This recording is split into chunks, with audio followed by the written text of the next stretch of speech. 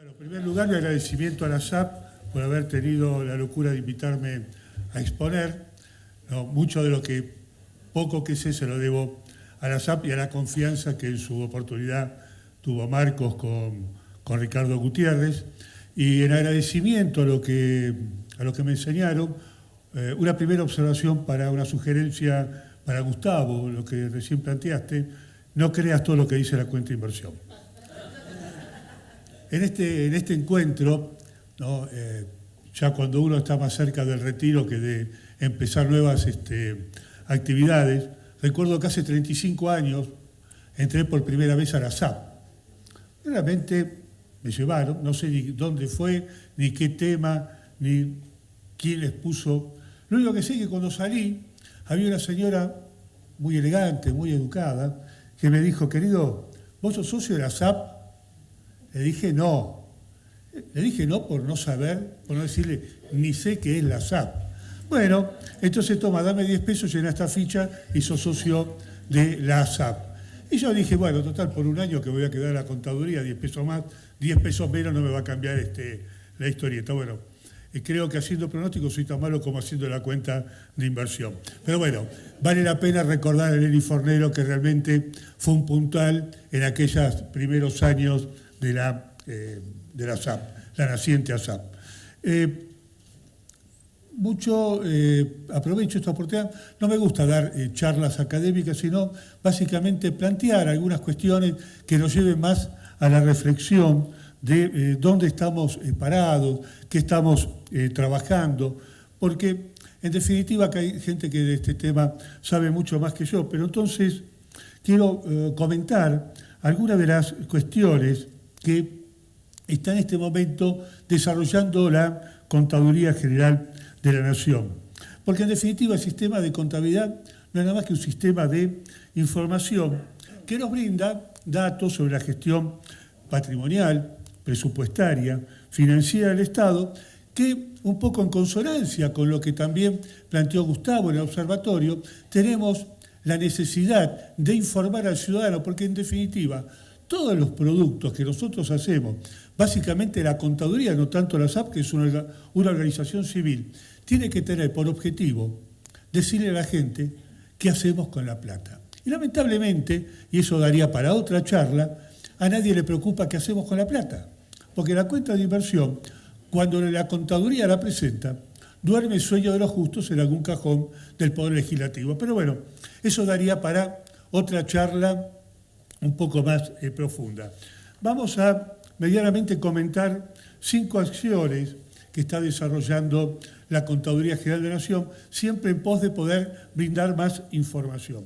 Primero, el mejoramiento de las cuentas públicas, haber desarrollado un sistema de costos, la elaboración de normas contables para el sector público, la información al ciudadano, y un tema que es muy importante, quizás sea el más importante de todo y que siempre se soslaya en todos estos tipos de encuentros, que es la capacitación en la administración financiera.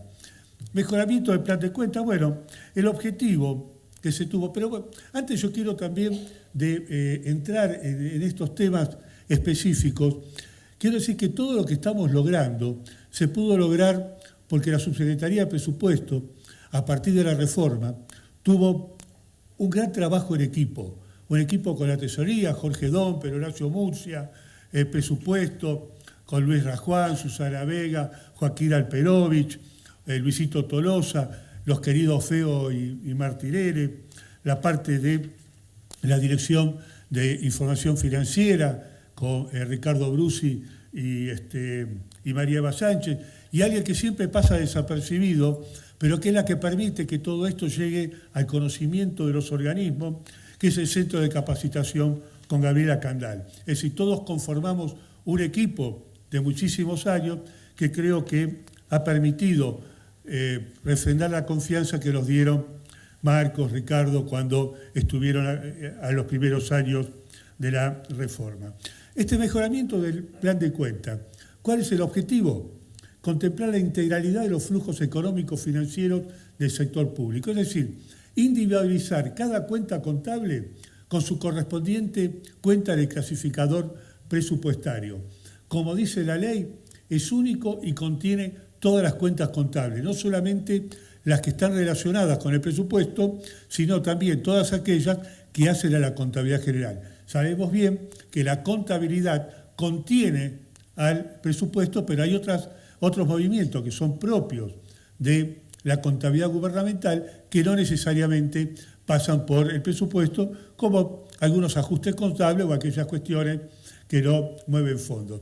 Y se logró una apertura de 7 niveles, alcanzando un total de 11 dígitos, cuando en la actualidad el viejo plan de cuentas solamente tenía 5 dígitos que contemplaba la relación presupuesto-contabilidad. Y además se contempla el carácter jurídico del organismo, por eso tenemos cuentas que son específicas para la administración central y otras que son básicamente para organismos centralizados y otras que son para ambos tipos de organismos. Después también, por primera vez, el regalo que nos dejaron los padres de la reforma, el sistema de costos para las operaciones públicas. Bueno, ironía de la vida, ¿no? 20 años nadie se ocupó del tema, me tuve que ocupar del tema, y digo ironía de la vida porque costo la recursé en la facultad, la tuve que cursar 2 años porque mucho no entendía del tema. Bueno, tampoco quiere decir que ahora entiendo, ¿no? Pero, bueno, como soy el contador general, tuve que coordinar el equipo. Y realmente un equipo de lujo. Armamos un equipo de lujo porque, junto con profesionales de la contaduría, tuvimos por la parte de costos al titular de la cátedra de la Universidad de Buenos Aires, Ciencias Económicas, el doctor Jorge Peralta y su adjunto Jorge Sardi, y para la parte presupuestaria, porque lo que era difícil para desarrollar costos, cuando venía algún equipo consultor, o sabía mucho de presupuesto o sabía mucho de costos, pero ningún equipo sabía bien de las dos cosas. Afortunadamente y lamentablemente lo perdimos, por la parte presupuestaria estuvo Roberto Martinelli. Así que este es el producto del trabajo conjunto del titular de la Cátedra de Costos y de Roberto Martinelli. Y bueno, y acá está presente Díaz Arbolella, que fue que generosamente ofreció al SENASA como, digamos, como organismo de prueba, organismo piloto. Creo que en el SENASA a partir de ese momento, cada día lo pueden ver menos, pero bueno. ¿Qué se hizo? Se tomaron 3 productos de alguna actividad y se los costeó, pero se lo costeó en forma real, tomando los valores reales que salían de la ejecución presupuestaria, porque hasta el momento sobre costos se escribió mucho, pero era un copy-pegue o eran ejercicios teóricos. Acá lo que logramos fue llegar al valor unitario de los productos en función de cifras reales. Esto va a estar publicado, todavía no se pudo publicar un poco por mora mía, porque tengo que ir a registrarlo en propiedad intelectual como producto de la Secretaría de Hacienda. Y cuando lo fui a registrar, dijeron, no, a nombre de la Secretaría de Hacienda no, tiene que ser a nombre suyo. Le digo, pero yo no lo pagué. Pero bueno, entonces lo que tengo que ver con la Escribanía General de Gobierno es lograr una cesión de derechos, porque, aunque parezca ridículo, voy a aparecer yo como autor de ese trabajo. Otro tema que, y acá es interesante un poco porque está muy en auge este tema de las normas contables para el sector público. También ahí, en el año 1995, la Secretaría de Hacienda sacó los principios de contabilidad generalmente aceptados para el sector público. Y estos principios de contabilidad respondían al esquema general normativo en la materia, es decir, congruentes con los postulados de la reforma. Se salió del régimen jurídico de la ley de contabilidad, y nos vamos a entrar en esta discusión, para entrar en un régimen mucho más económico, mucho más contable, que era más asimilable a lo que los contadores entendíamos por contabilidad. Pero ahí también, esto hay que verlo desde un punto de vista. Contabilidad hay una sola, no hay, es decir, la contabilidad pública como si fuese una materia totalmente disociada de la contabilidad patrimonial o la contabilidad gerencial. La contabilidad, en definitiva, la podemos definir como la expresión numérica de acontecimientos jurídicos. Y bueno, el presupuesto también es la ejecución de una ley, con lo cual está ejecutando actos jurídicos que tienen su correlato en el presupuesto y en la contabilidad. Por eso no queremos entrar en esa discusión, decimos, es una misma disciplina, cada una con sus normas específicas, pero la base, los fundamentos de la contabilidad, tanto para el sector privado como para el sector público, tiene que ser exactamente lo mismo.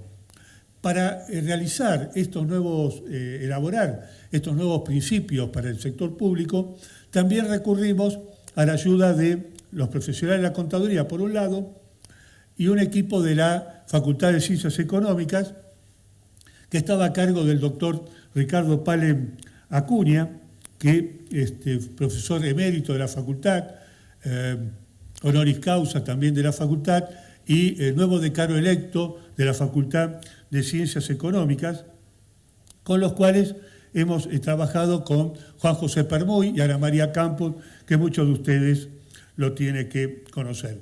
¿Cómo se desarrolló este marco normativo? Bueno, básicamente siguiendo los lineamientos generales de la contabilidad, pero también adentrándonos en algunas cuestiones modernas que está teniendo el Estado, y empezamos a analizar la propiedad, la participación público-privada, la asociación público-privada, las concesiones, los fideicomisos, pero también pensando un poco en una contabilidad para el siglo XXI, y estamos considerando o incorporando como parte de estudio también los bienes naturales, los bienes culturales, los bienes históricos. No sabemos si van o no van, pero creo que es una discusión que se merece. Y el objetivo de esa discusión no es que triunfe uno, los que dicen sí o los que dicen no, sino que el objetivo es que se pueda encontrar la verdad. ¿Qué utilizamos para lograr este marco normativo? Bueno, tomamos algunas experiencias nacionales, tomamos documentos de la Unión Europea, escritos del profesor James Charles, profesor emérito de contabilidad de la Universidad de Illinois y doctor en contabilidad, y también nos basamos en los estándares internacionales. Y respecto de estos últimos, yo me quiero referir un poco, porque está dando vuelta, no solamente acá y en el exterior, un poco una idea de estas supuestas normas de contabilidad para el sector público. Y digo supuestas normas porque nunca la IFAC tuvo intención de dictar normas, sino que la IFAC lo que quiso, y así están en sus escritos, es dar una serie de recomendaciones, buenas prácticas, para ayudar que los gobiernos puedan mejorar la exposición de su contabilidad. Por eso, cuando uno ve la versión original en idioma inglés, es International Sector Public Accounting Standards. Si bien la traducción en inglés, estándar puede ser norma, para la Argentina, un estándar o una norma son cuestiones totalmente diferentes. Un estándar es una unidad de medida que hay que seguir. Una norma es algo que es de cuestión obligatoria. Pero cuando uno sigue leyendo, el punto 27 del documento de la CIPSAS Board reconoce el derecho de las administraciones públicas nacionales a establecer normas contables. Ese reconocimiento es lo mismo que la SAP le reconozca al Ministerio de Hacienda la facultad para hacer el presupuesto nacional. Pero bueno, hay mucho más temas que cortar. Básicamente, y un poquito para que no me sigan con los cartelitos, cuando la Comisión Europea se reunió en Bruselas en noviembre del 2012, reconocieron la necesidad de tener la ventaja de la contabilidad por el devengado. 2012, nosotros acá lo teníamos ya desde el año 1993. Y Después, en un documento de mayo del 2013 de la Comisión al Parlamento Europeo, denominado Hacia la aplicación de normas armonizadas de contabilidad del sector público para los Estados miembros, además de reconocer la ventaja que se tiene de una contabilidad por el devengo, concluye que en ese momento, en su estado actual de desarrollo, las normas IPSAS no pueden ser aplicadas sin más en los Estados miembros de la Unión Europea y que dichas normas representan un marco de referencia adecuado para elaborar futuras normas. Y finalmente, y coincidiendo con una queja que yo he tenido en los últimos 10 años con los responsables de la IFAC, la Comisión subrayó algunas cuestiones relacionadas con la gobernanza de las IPSAS, que deben tenerse en cuenta en la decisión de los principios de las IPSAS, y en particular que la gobernanza de las IPSAS adolece de una insuficiente participación en la práctica de las autoridades contables del sector público de la Unión Europea. Exactamente lo mismo que ha pasado en América Latina. Gente que quizás sabe mucho de la teoría, se juntaron, se sentaron, escribieron normas, pero fueron omitidos todos los responsables de la contabilidad gubernamental de América Latina. Entonces, también la Comisión reconoce que debe ser aplicado en forma gradual. Entonces, de acá podemos sacar 4 o 5 conclusiones. Primeramente, se da la disyuntiva entre adaptar las normas internacionales, adoptar o armonizar. La Argentina, y un poco también como luego lo recogió la Unión Europea, porque las primeras normas las empezamos a redactar en el 2010, trata de armonizar el marco nacional con el marco internacional. También se reconoce las IPSAS como un marco general referencial, pero que requiere su revisión dentro del contexto en que se van a aplicar. Deben someterse también a consideración de los responsables de su aplicación. Las normas se cuelgan en la página de la IFAC y alguno opina sobre si le parece bien y le parece mal, cuando vengo diciendo que los que tenemos que opinar, en primer lugar, somos los contadores generales de cada uno de los países latinoamericanos y en nuestro país federal de la nación. Pero claro, también el Big Metal es lo que los condiciona. La Unión Europea hizo un estudio y para pasar al sistema de devengo con estas normas le costaba alrededor de 50 millones de euros. Según un estudio, para Francia, para modificar todo su sistema, le da 1.500 millones de euros. Es decir, sitúan el esfuerzo en el 0,02% y el 0,1% del PBI. Y esto que lo vio la Unión Europea cuando se hizo el mismo análisis en los contadores generales en Paraguay en el año 2015, las 3 primeras cuestiones que nos daban en desventaja eran los costos asociados, requisito, tiempo e inversión y la escasez de miembros locales. Entonces, ¿son necesarias estas normas? Sí, son necesarias porque tenerlas armonizadas, porque el propio Fondo Monetario Internacional, en el Manual de Estadística de Finanzas Públicas, la versión 2014, todo su sistema de cuentas está tratando que sean armonizadas con normas internacionales porque van a permitir tener una base uniforme para poder medir y comparar gestiones. Un tema que voy a pasar muy rápido porque básicamente está en consonancia con lo que dijo Gustavo, la difusión de las cuentas públicas. La Secretaría de Hacienda del año 1998 tiene el sitio del ciudadano, sitio que hoy se actualiza en forma diaria, es decir, hoy jueves se puede conocer la ejecución del día martes pasado, porque el objetivo también es el mismo que tiene la SAP, acercar el presupuesto al ciudadano, las cuentas públicas al ciudadano, expresado en términos mucho más coloquiales, mucho más simples, pero porque el ciudadano está obligado a conocer lo que es el manejo de las cuentas públicas. Y eso me entra en el último tema que quería resaltar, y es la capacitación en materia de administración financiera pública. Pero cuando yo hablo de capacitación, no hablo de los que estamos acá, que estamos trabajando en el Estado.